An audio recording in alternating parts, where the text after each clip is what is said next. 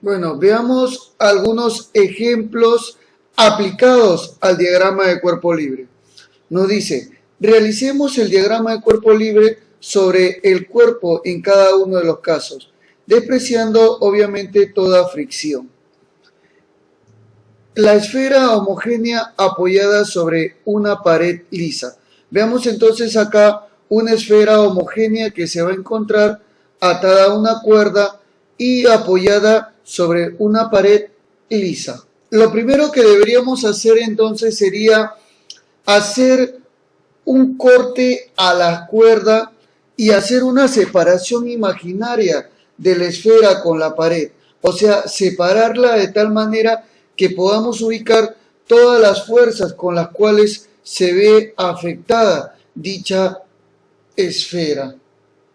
Una vez que ya hemos hecho la separación imaginaria, tal y como puedes observar acá al objeto, simplemente lo que vamos a hacer es aplicar y dibujar las fuerzas correspondientes sobre dicho objeto.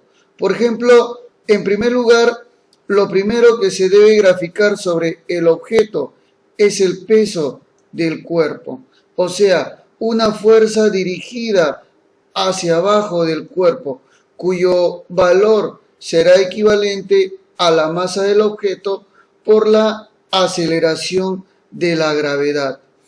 Además de ello, como estamos observando que hay un contacto del cuerpo sobre la superficie, entonces existirá una fuerza aplicada sobre dicho objeto, a la cual se le conocerá como la fuerza de reacción normal. Y por último, sobre el objeto también estamos observando una fuerza aplicada a él debido al estiramiento o al posible estiramiento del cable. A esta fuerza se le conoce como la tensión en la cuerda. Muy bien, entonces así es como tú puedes observar la fuerza que se están aplicando sobre dicho cuerpo y que se manifestarán. Este entonces vendría a ser para nosotros nuestro diagrama de cuerpo libre. Muy bien, ahora veamos nosotros a un objeto el cual es un bloque que se encuentra sobre una superficie inclinada, el cual se encuentra atado de una cuerda y nos piden también realizar el previo diagrama de cuerpo libre para dicho objeto.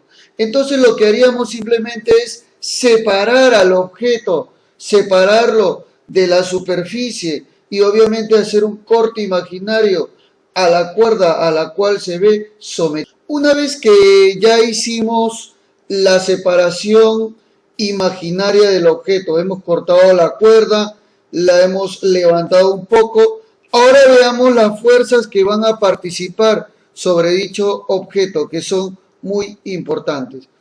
Por ejemplo, tendríamos en primer lugar la fuerza que siempre aparecerá hacia abajo sobre el objeto. Claro, tenemos acá a la fuerza de gravedad, que obviamente se puede representar como mg debido a que es el producto de la masa por la aceleración de la gravedad. Luego también lo que vamos a dibujar acá vendría a ser la fuerza de reacción normal, debido al contacto que existe entre el cuerpo y la superficie. Recuerda que esta fuerza de reacción normal siempre es perpendicular a la superficie y al objeto también. Y por último, debido a la cuerda tensa que existe, claro que sí, dibujaremos entonces nuestra tensión en la cuerda, que vendría a ser la que estamos observando a continuación.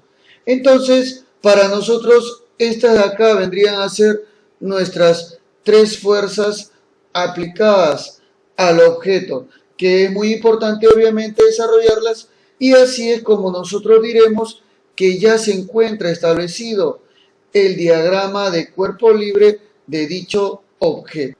Veamos ahora para el caso, por ejemplo, de un cilindro el cual se encuentra apoyada sobre dos superficies lisas y obviamente ellas formando un cierto ángulo teta.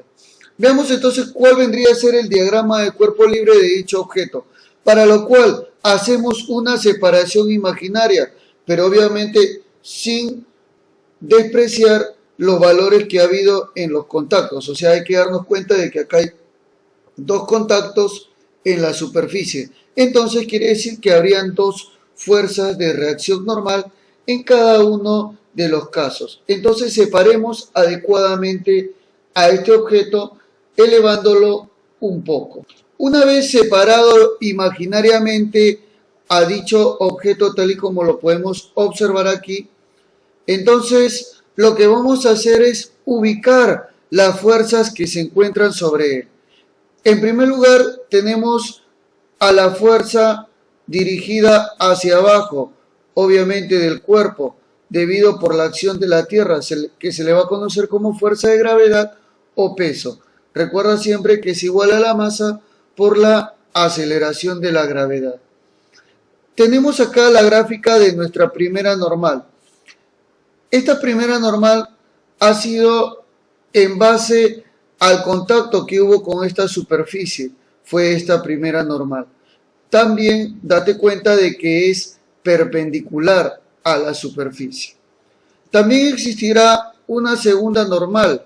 Claro que sí, debido también al contacto con esta segunda superficie, tal y como la podemos observar acá. Entonces, esta segunda normal también existirá y será perpendicular a la superficie. Entonces, ahí es donde nosotros estamos viendo cómo se ha realizado el diagrama del cuerpo libre de dicho objeto. Ahora veamos una barra que se encuentra fijada sobre el techo mediante dos cuerdas. Bueno, lo que vamos a hacer entonces en primer lugar sería separar a esta barra haciendo un corte imaginario a dichas cuerdas y luego observaremos ya cuando dicha barra se va a encontrar en forma sola. Muy bien, entonces una vez que ya hemos cumplido con respecto a ello, lo que vamos a hacer acá simplemente sería ubicar a esas fuerzas sobre el cuerpo. Observaremos entonces que de acuerdo a estas dos tensiones en las cuales se hizo los cortes imaginarios, existirán fuerzas entonces sobre ellas. Por ejemplo, primero veremos que acá se podrá graficar una fuerza de tensión T sub 1 sobre dicho objeto, apuntando hacia arriba. También podremos observar acá una fuerza de tensión T sub 2, también lógicamente apuntando hacia arriba del objeto, debido obviamente a la segunda cuerda que podemos observar ahí. Y lógicamente sin olvidarnos de la gráfica que es más importante, que es el vector peso, claro que sí, cuyo cálculo tú ya sabes que es la masa multiplicada por la aceleración de la gravedad. Así es como se puede ubicar esto de aquí. Y así estaría desarrollado entonces este diagrama de cuerpo libre. Veamos ahora, por ejemplo, dos cuerpos que se encuentran atados a una cuerda, cada uno de ellos, y lógicamente los dos anexados hacia el techo. Hagamos un diagrama de cuerpo libre entonces respectivamente de cada uno de ellos, separándolos imaginariamente, haciendo obviamente cortes en esta cuerda y en esta otra. Entonces, una vez de que ya hicimos la separación imaginaria para dicho objeto, analicemos cada uno de los bloques. Primero este bloque de abajo, en el cual observaremos que va a tener una cierta fuerza dirigida hacia abajo, al cual se le conoce con el nombre de peso, claro, y cuyo valor recuerda que es equivalente al producto de la masa por la aceleración de la gravedad. También existirá otra fuerza dirigida hacia arriba, conocida como la tensión en la cuerda. Claro, tal y como podemos observar, Entonces, estas son las dos fuerzas aplicadas sobre dicho cuerpo. Y este sería entonces su respectivo diagrama de cuerpo libre. Ahora observemos a la otra esfera, la cual la colocamos en esta posición. Graficando entonces sus fuerzas, observaremos que tendrá una fuerza de gravedad, un peso dirigido hacia abajo. También existirá la fuerza de tensión, que lógicamente era asociado a la cuerda de abajo, pero también acá existirá esa tensión. 2, que tendrá lógicamente el mismo valor que la tensión que podemos observar acá. ¿Está bien? ¿Estamos de acuerdo entonces? Sentido contrario, pero el mismo módulo. Y luego, por último, observaremos que debido a la cuerda de arriba, acá existirá entonces una segunda tensión de otro valor, lógicamente, aparte de los valores que ya hemos observado.